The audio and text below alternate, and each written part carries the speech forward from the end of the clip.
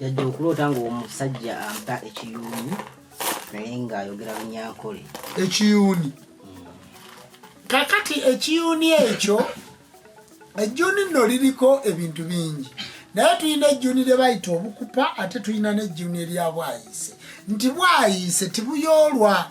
Bwe twava ewaffe mu Ankole ne tujja eno mu Buganda nawe oyinza okutuula n'olabika ng'otereza ensonga zo kubanga bwayise eri twavaayo tibuyoolwa.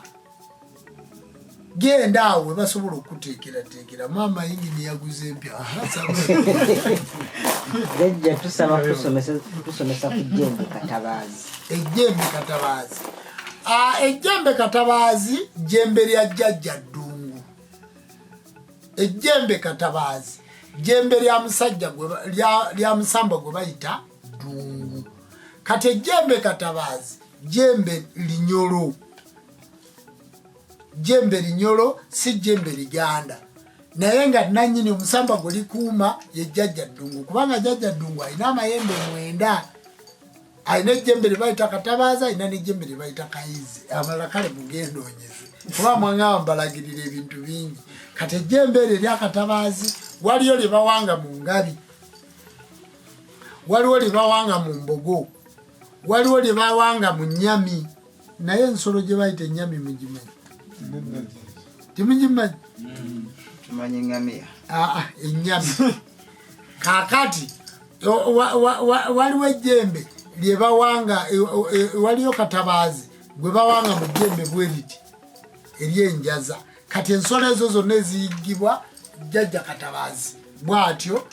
Katabaazi bamusookamu omuti gwe bayita entalama oba entale ya Ddungu.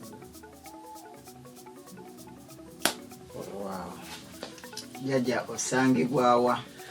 Ansangibwa Mukono, ekyalo bakiyita Kirowooza. Wembeera essimu yange eri 0772 62384.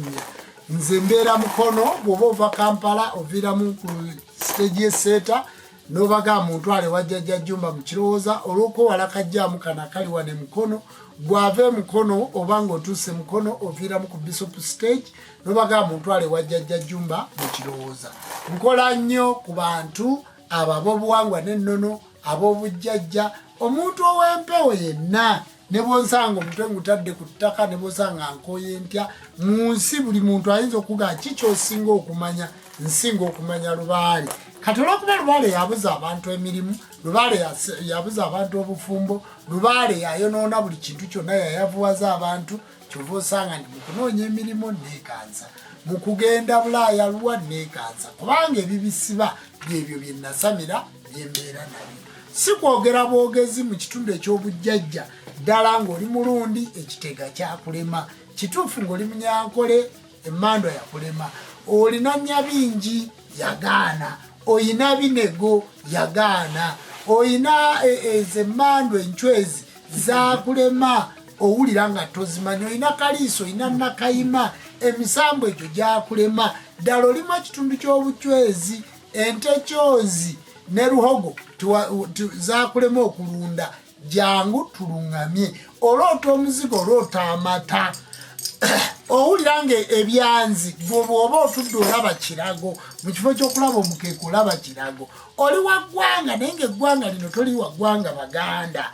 Jangu tulabe. Oli mulundi, oli mu Lugwala.